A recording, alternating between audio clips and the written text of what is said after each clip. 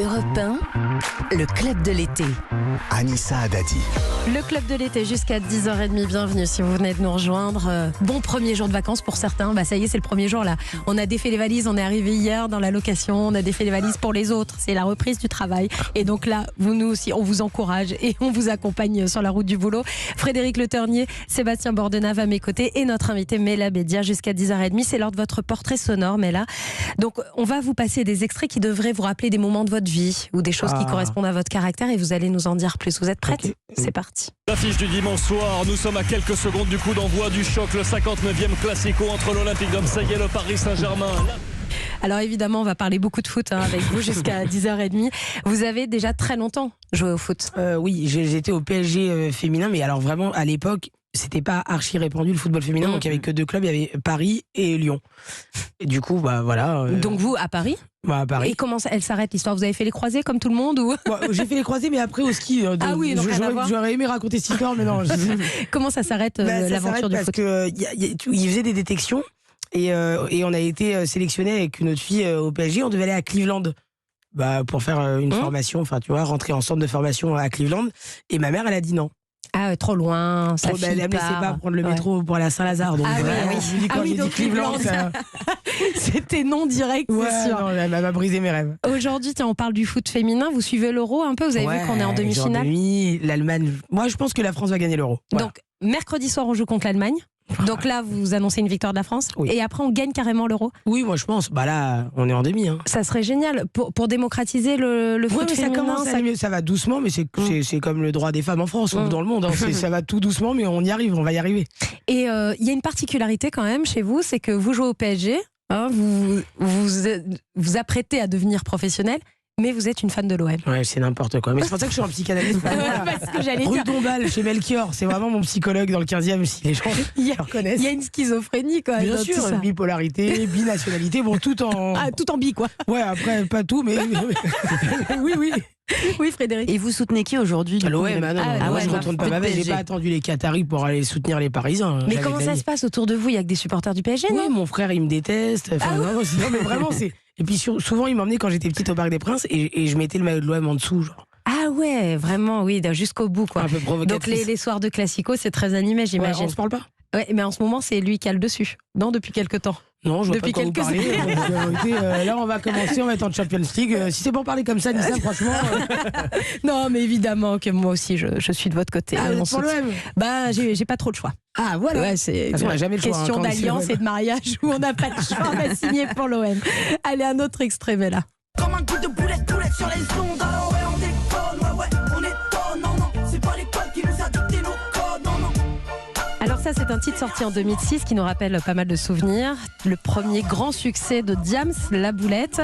Alors que vous faites, tout le monde vous voit faire de grandes études. Vous êtes une bonne élève, on en parlait. Pourtant, vous lâchez tout. Ouais. Et vous allez suivre Diams. Exactement, parce qu'un dimanche, c'était une amie de ma sœur, Diams, et elle aimait bien traîner avec ma grand-mère à l'époque. Sur Asnières, voilà. C'était ses ambiances. Et elle venait manger le couscous, couscous mi-portugais, le couscous dominical familial, et elle venait, et ma grand-mère nous dit: ah, il manque les merguez. Vraiment, c'est une vraie histoire. Diams me dit: viens avec moi. Comme je fumais en cachette, elle me dit: sors, tu fumeras une clope. Donc c'était aussi ça. D'accord. Et du coup, on va à la boucherie et sur le chemin, elle me dit: là, tu viens d'avoir ton bac, tu vas faire quoi ? Je dis: je me suis inscrite à la fac, je suis à la Sorbonne en licence d'anglais, enfin je sais pas, j'ai pas trop d'idées, quoi. Elle me dit: viens avec moi en tournée, tu prends une année sabbatique et on réfléchit, t'aimes bien les fringues, tu m'habilles, puis après on verra, tu vois. Mais donc vous êtes passé de bachelière à styliste pour une histoire de merguez. En un achat sur une histoire de chipolata sur Asnières. Ouais, je vous jure, c'est vrai, c'est même pas une vanne. Et alors, styliste sur la tournée de Diams, mais vous y connaissiez quelque chose, vous ? Je l'ai voilé, c'est moi. Je l'ai voilé. Si jamais il y a des gens qui m'en veulent, vous êtes responsable de tout ça ? levoile@gmail.com. Si jamais. Et donc ça dure quoi ? Ça dure 1 an avec Diams ? Ah non, ça dure bien 2 ans et demi. C'était la dernière tournée, la fameuse, la dernière, quoi, celle où elle s'est arrêtée après.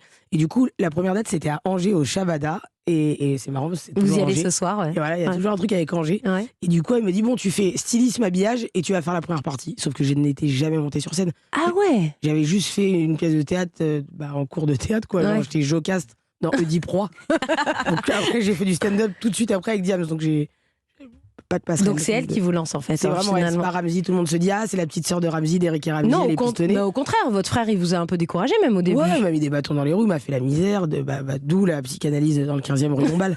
Mais du coup, non, il m'a fait la misère. Il m'a plus parlé. Quand il a su que j'allais faire une tournée avec Diams, il a plus parlé. Vous êtes parti jeune, vous arrêtez les études et là vous partez en tournée avec Diams.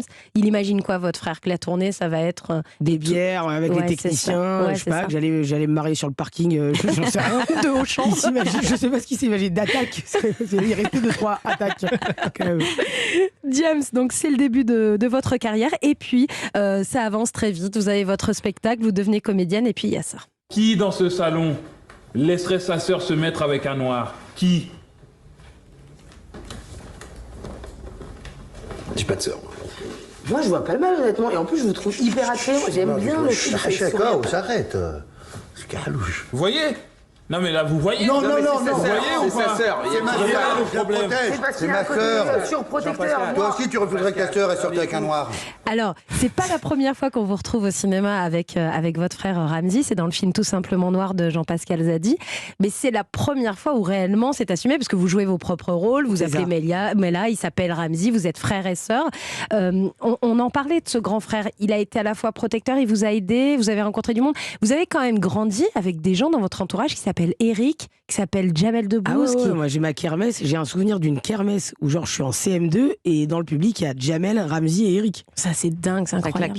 Donc non mais c'était stylé pour l'époque. Bah donc, oui. Je suis devenu très populaire. Ça c'est clair. Les gens m'ont aimé, pas pour moi mais très vite. Et aujourd'hui, quelles sont vos relations avec Ramzy du coup? Il a pas... De toute façon on est des Arabes, on n'a pas le choix. Mais quoi? C'est lié à la vie, à la mort. Hier il était chez moi, il est venu manger des merguez. Il y a vraiment un truc avec les merguez chez les médias, mais il est venu hier, il a dit ton appart il est mieux que le mien, c'est pas normal. Je dis ça y est. Ah ouais, ça y est. Ça y est. Le succès.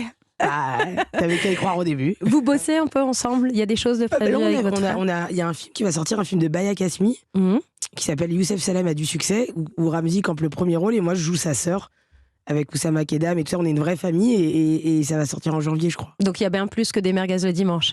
Ça commence à avoir des petits projets, mais bon, ma mère elle est contente. Donc, elle a ses enfants qui sont entre eux, qui travaillent entre eux, qui ont du succès ensemble. C'est quand même beau. Mais en tout cas, on est content. C'est beau pour une maman. Mela Bédia, vous êtes notre invitée jusqu'à 10h30. Dans un instant, on va parler BD et on va même parler manga avec Sébastien Bordenave. À tout de suite sur Europe 1.